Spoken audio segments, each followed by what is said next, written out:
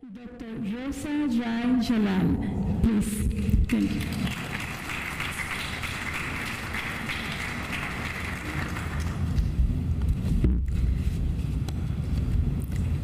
Bismillahirrahmanirrahim. Assalamualaikum warahmatullahi wabarakatuh. Shalom and good afternoon to all my friends, distinguished guests, my sisters, my colleagues. I'm honored to be here with you today to speak about the role of women in Islam. And I would like to thank you, the Associate of American Foreign Service worldwide, for their gracious invitations, and especially to Sila Switzer, who always support and encourage me to do the speak today. And also to Barbara and Miss Dia from Indonesian Embassy, who helped me a lot with the invitations. And I thank the U.S. State Department for hosting us here today, and I commend the Muslim Women's Associations of Washington, D.C. for their continued support and friendship.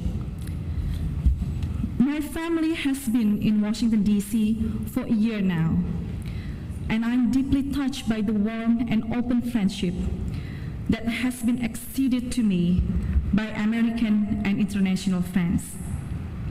And I'm truly honored to be part of the extraordinary women in the Muslim Women's Associations, which I represent today. This is a very timely topic, the role of women in Islam. At once, it touches on two major topics, the role of women in 21st century and the future of Islam. How we address these two issues and their interconnections will determine peace and progress in our time. I come from Indonesia, the country with the largest Muslim population in the world. There are more Muslims in Indonesia than in the entire Middle East. Indonesia is also known for its moderate Islam and for its long tradition of harmony and tolerance, where for centuries Muslim, Christians, Buddhists, and Hindus, and others lived side by side in freedom and peace. Islam came to Indonesia centuries ago, not by force, but by trade. This partly explains why Islam happily coexisted with other religions in my country. And Islam also blended very well with our local cultures. One interesting example is the Minang ethnic groups in one of Indonesia's islands, Sumatra, where my husband came from. My husband is the ambassador of Indonesia, Dr. Dino Pati Jalal. The Minang is known as the most conservative Islamic society in in Indonesia. But it is also a place ruled by women, a matriarchal society. In Minang, women are the head of the family, and in marriage also, women is really playing the significant role. And also, Minang women propose to men, but not in my case. I'm not Minang, my husband, and he proposed me, not me. Women in Minang also make political and social decisions, which they do very well in very democratic manner in the age-old tradition of consensus. Minang women show that religiosity and responsibility go together. In Indonesia, we also have a number of women heroes, those who took up arms and led men and women in battle against the colonialists. For example, there was Cut Nyak who fought colonialists in Aceh, Nyi Ageng Serang, who led freedom fighters in Java, and Marta Christina Tiahahu, who battled against the Dutch in Moluccas. These cases show that in Muslim societies, women were empowered and took on roles that were equal and sometimes exceeded men. That is why I was not the least bit surprised when just 2 years into our democratic era, Indonesia had our first female president in 2001, President Megawati Soekarno Putri. At that time, there were some voices who said that a woman could not serve as president of Indonesia. But this was overwhelmed by the majority mainstream view that was simply indifferent to gender considerations.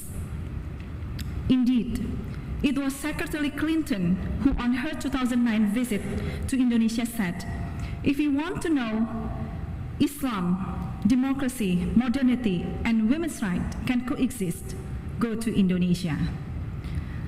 Secretary Clinton added that Indonesia's approach to democracy and women's rights do not only hold lessons for other Muslim societies or Muslim countries, but also for non-Muslim countries as well. Let me therefore make this important point. Islam is not a religion that suppresses, subjugates, or discriminates against women. On the contrary, the teachings of Islam stresses the need for all Muslims to love, honor, and respect women as wife, teacher, friend, colleague, and a full member of society. I believe this is a message that your most famous sports icon, Muhammad Ali, has spoken about for many years: respect for women. Yet the reality is that in part of Islamic world, millions of women have been and continue to be marginalized, sidelined, and sometimes oppressed. We heard stories of gender discrimination in some Muslim societies.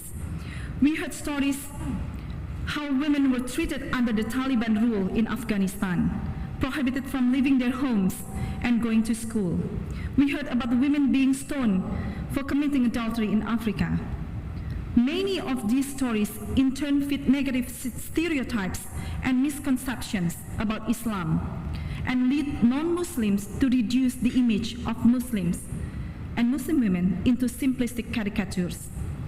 They fail to recognize that within the Islamic world too, there is a strong disagreement and criticism with regard to the plight of some Muslim women, as in the case of stoning, for example. I believe in many of these cases, the problem faced by women can be attributed to either local culture or social habits or political manipulations or a combination of them. In some cases, cultural practice must be differentiated from religious dogma. Believe me, there is nothing in the Holy Quran that says women cannot drive a car. In other cases, it had to do with a narrow and skewed interpretation of Islam by political elite. And sometimes, it also has to do with a rigid and chauvinistic patriarchal mindset, which is also prevalent in non-Muslim societies. So I think we can reject the notion that gender inequality is an inherent symptom of Islam. Yes, women in Muslim countries face discrimination as a result of their gender, but Islam is not the underlying cause for this discrimination. Unfortunately, we live in a world where gender discrimination is still all too common for Muslim and non-Muslim women alike. It would be a mistake to make broad generalizations about the role of Muslim women in Islam based on individual cases or even individual cultures. The Islamic world is a very heterogeneous world. There are approximately 1.5 billion Muslims around the world, and they live in every country and every type of society on earth. So just one pastor in Florida who burns Quran does not represent the views of every American. And the action of one deranged Norwegian man does not represent the values of every European. Extremists in the Islamic world do not represent the views and values of every Muslim. Many cases of gender discrimination in Muslim majority countries are a symptom of a repressive culture or even repressive individuals who pervert Islam when they wrongfully commit these crimes in its name. But it is not a symptom of the Islamic faith itself. I do not wish to lament the past, nor do I wish to pass judgment on others. Because there's a saying in Indonesia that when you point your finger, one finger, to another person, three other fingers point in your hand to yourself. I'm more concerned with what can be done for our future. And here the fact is that in the 21st century, there is plenty of opportunity for Muslim women to achieve emancipation and empowerment in their societies. There are a variety of ways by which Muslim women can achieve this locally, nationally, and globally. First, they can achieve empowerment by way of democracy.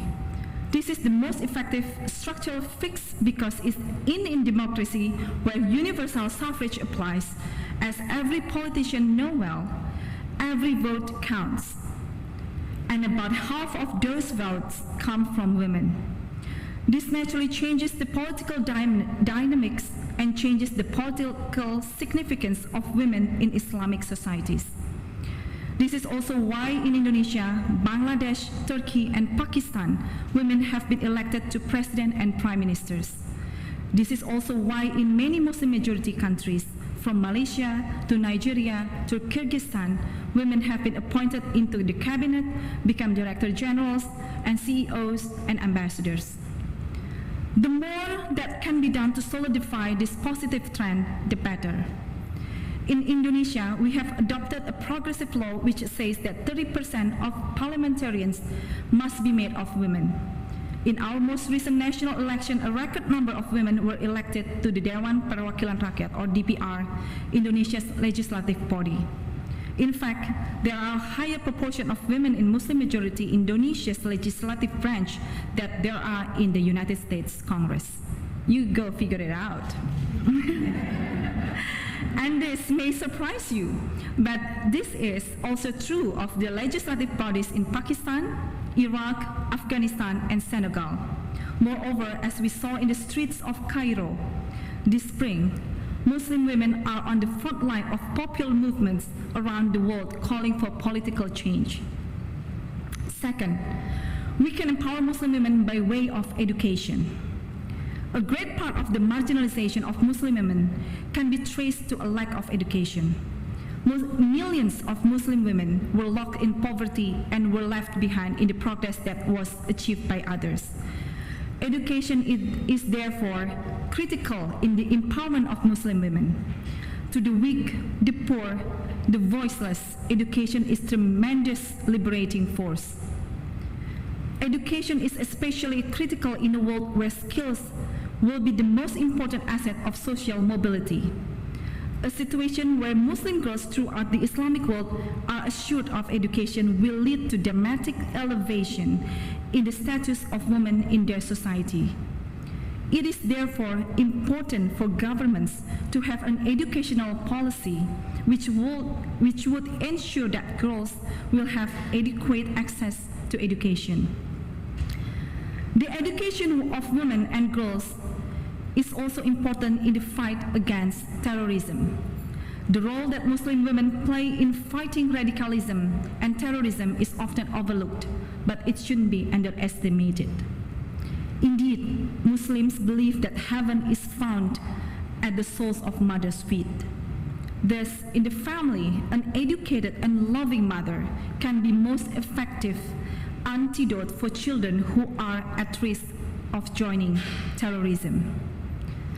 There are ample empirical cases where if a family is torn between a kind mother who teaches her children peace and respect for life, and an extremist father who preaches hatred and violence, the child is likely to follow the mother's path. This is why women play a critical role in the future of the world, and also why empowering Muslim women through education is also important.